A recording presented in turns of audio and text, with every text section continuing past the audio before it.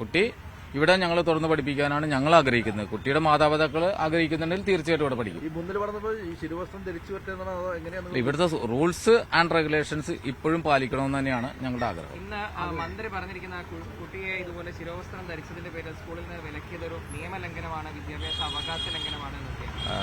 അത് അവകാശ ലംഘനമാണോ എന്നുള്ളത് പരിശോധിച്ചിട്ട് പറയേണ്ടി വരും. കാരണം നമുക്ക് 2018 ഒരു കോടതി വിധിയുണ്ട്. കുട്ടിയുടെ അവകാശ ലംഘനത്തെക്കാളുപരി ഇവിടെ സ്ഥാപനത്തിന്റെ ഒരു അവകാശമുണ്ടല്ലോ, അത് 2018 കൃത്യമായിട്ട് ഹൈക്കോടതി പറഞ്ഞിട്ടുണ്ട്. അപ്പൊ അതിന്റെ അടിസ്ഥാനത്തിലാണ് പരിശോധിക്കപ്പെടേണ്ടത്. വിദ്യാഭ്യാസ മന്ത്രി റിപ്പോർട്ട് ഉൾപ്പെടെ സ്കൂൾ റിപ്പോർട്ട് തേടിയിട്ടുണ്ടെന്നാണ് പറയുന്നത്. ഞങ്ങൾ മാധ്യമങ്ങളിലൂടെ അങ്ങനെ ഒരു വാർത്ത അറിഞ്ഞു, പക്ഷെ ഞങ്ങൾക്ക് കൃത്യമായിട്ടുള്ള റിപ്പോർട്ടിന്റെ ഒരു നോട്ടിഫിക്കേഷനും വന്നിട്ടില്ല. എന്തെങ്കിലും മീറ്റിംഗോ മറ്റോ ഉണ്ടോ ഈ കാര്യം ചർച്ച ചെയ്യാൻ? പ്രത്യേകിച്ച് ചർച്ച ചെയ്യേണ്ട കാര്യങ്ങളൊന്നുമില്ല. കുട്ടി ഇവിടെ പഠിക്കുന്നുണ്ടെങ്കിൽ പഠിക്കട്ടെ, അതിന് വേറെ ചർച്ച ചെയ്യേണ്ട ഒരു സാഹചര്യം നിലവിലില്ലല്ലോ. ഈ 11 മണിക്ക് കുട്ടിയുടെ പിതാവിനെ ഇങ്ങോട്ട് വിളിച്ചിട്ടുണ്ട് എന്ന് പറയുന്നു.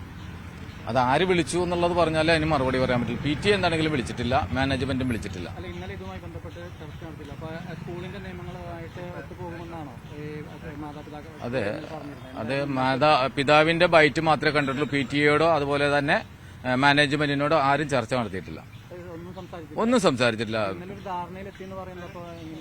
ധാരണ എത്തിയെന്ന് പറയുന്നത് MP വന്നിട്ടുണ്ടായിരുന്നു, കോൺവെന്റിൽ വന്നു പോയി എന്നല്ലാതെ മാനേജ്മെന്റോട് സംസാരിച്ചിട്ടില്ല, PTA-യോട് സംസാരിച്ചിട്ടില്ല. അത് ആ കുട്ടിയെ അല്ലെങ്കിൽ കുട്ടിയുടെ മാതാപിതാക്കളെ ബോധവൽക്കരണം നടത്തിയിട്ടുണ്ടാവാമെന്നാണ് ഞാൻ വിചാരിക്കുന്നത്. കാരണം ഇവിടെയുള്ള ഒരു വിഷയം അവരെ ബോധവൽക്കരിച്ചിട്ടുണ്ടാവും MP-യുടെ നേതൃത്വത്തിലോ അല്ലെങ്കിൽ ഈ പറയുന്ന ആളുകളുടെ നേതൃത്വത്തിലോ. സ്കൂള് യാതൊരു വിധത്തിലുള്ള ഉറപ്പ് നൽകിയിട്ടില്ല. ഉറപ്പ് നേരത്തെ തന്നെ നൽകിയല്ലോ, കുട്ടികളെ പഠിപ്പിക്കാന്നുള്ള ഉറപ്പ് കൊടുത്തിട്ടുണ്ട്. മന്ത്രി ആവശ്യപ്പെട്ടിരിക്കുന്നത് കുട്ടിയെ ശിരോവസ്ത്രം ധരിപ്പിച്ച് സ്കൂളിൽ പഠിപ്പിക്കണം എന്നുള്ളതാണ്. വസ്ത്രത്തിന്റെ കളറും മറ്റു പാറ്റേണും സ്കൂളിന് തീരുമാനിക്കാം എന്നുകൂടി പറഞ്ഞു വെച്ചിട്ടുണ്ട്. അതായത് 2018 ഒരു വിധിയുണ്ടല്ലോ, ഹൈക്കോടതി വിധിയുണ്ടല്ലോ, ആ റൂൾസ് എങ്ങനെയാണോ അതിനനുസരിച്ച് ആലോചിച്ച് ചെയ്യാം. അതായത് ശിരോവസ്ത്രം ധരിക്കാൻ അനുവദിക്കില്ല എന്നാണോ സ്കൂളിന്റെ നിലവിലെ നിലപാടിൽ ഇതുവരെ മാറ്റമൊന്നും വന്നിട്ടില്ലെന്നാണ് ഞാൻ മനസ്സിലാക്കുന്നത്. സാറേ, അത് ഒന്നുകൂടെ ആവർത്തിച്ച് ചോദിക്കണം. അതായത് ശിരോവസ്ത്രം ധരിപ്പിച്ചില്ല എന്ന് തന്നെയാണോ? അങ്ങനെ ശിരോവസ്ത്രം ധരിപ്പിക്കില്ല. ഇവിടെ കഴിഞ്ഞ കാലങ്ങളിൽ എങ്ങനെയാണ് സ്കൂൾ പ്രവർത്തിച്ചത് അതുപോലെ തന്നെ പ്രവർത്തിപ്പിക്കാനാണ് ഞങ്ങളുടെ ആഗ്രഹം. ഒരാൾക്കായിട്ട് ഇളവുണ്ടാകില്ല, ഇളവ് ചെയ്യേണ്ട കാര്യമില്ലല്ലോ.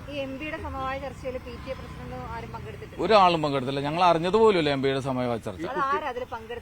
അറിയില്ല, ഞങ്ങൾക്ക് അതിനെക്കുറിച്ച് അറിയില്ല. ഞാൻ നിങ്ങൾ കാണിച്ച ആരോ ഒരു മീഡിയയിൽ കണ്ട ഒരു കുട്ടിയുടെ പിതാവ് പറയുന്നത് മാത്രമേ ഞങ്ങൾക്കറിയാവൂ. PTA ഇതിനു വേണ്ടി വല്ല മീറ്റിംഗോ കമ്മിറ്റികളോ വല്ലതും വിളിച്ചു ചേർക്കുന്നുണ്ടോ? ഉണ്ട്. PTA-യുടെ കമ്മിറ്റി ഞങ്ങൾ എന്ന് വിളിച്ചു ചേർക്കാനുള്ള ആലോചനയുണ്ട്. അത് നിങ്ങളെ മാധ്യമങ്ങളെ അറിയിക്കും.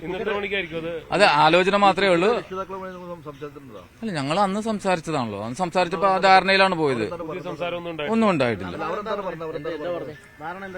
ധാരണ എന്ന് പറയുന്നത് ഈ നമ്മുടെ റൂൾസ് ആൻഡ് റെഗുലേഷൻ പാലിച്ചു വന്നോളാം എന്നുള്ള ധാരണയിലാണ് അന്ന് പോയത്. നിയമത്തിൽ യാതൊരു വിധത്തിലുള്ള ഇളവ് നമ്മൾ ഇതുവരെ കൊടുത്തിട്ടില്ല.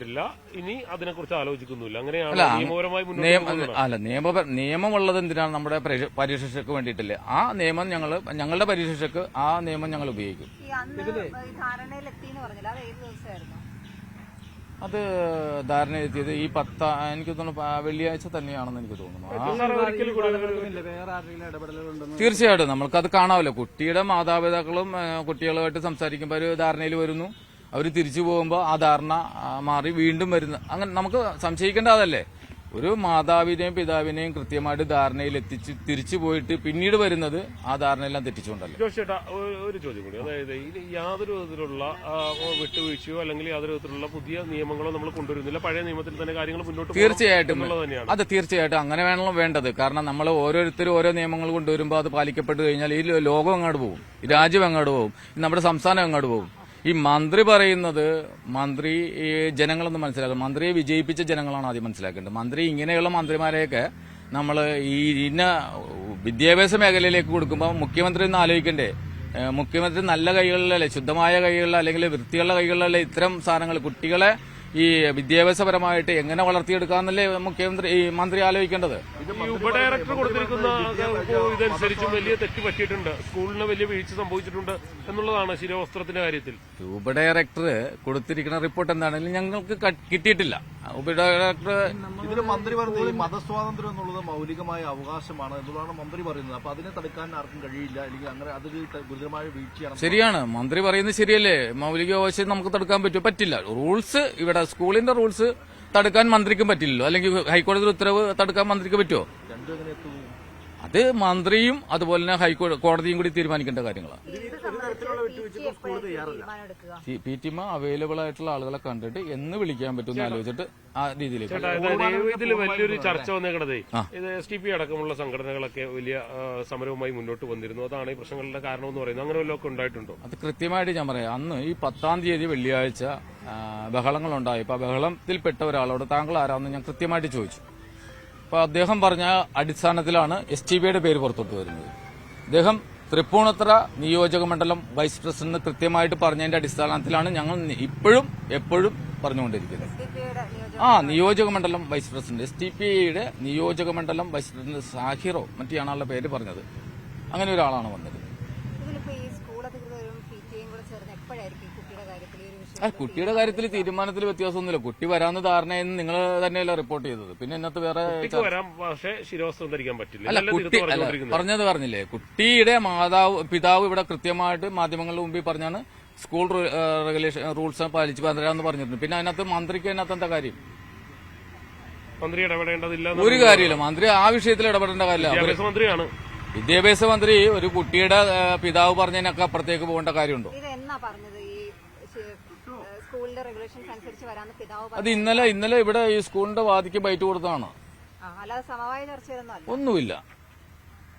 വേറെ എന്തെങ്കിലും? വിദ്യാഭ്യാസ മന്ത്രിക്ക് ഒരു നിയമം, സ്കൂളിന് മറ്റൊരു നിയമം എന്നുള്ളതാണോ പറഞ്ഞു വയ്ക്കുന്നത്? അവസാനമായിട്ടുള്ളൊരു ചോദ്യമാണ്. അങ്ങനെ നിയമം എല്ലാവർക്കും തുല്യമാണ്.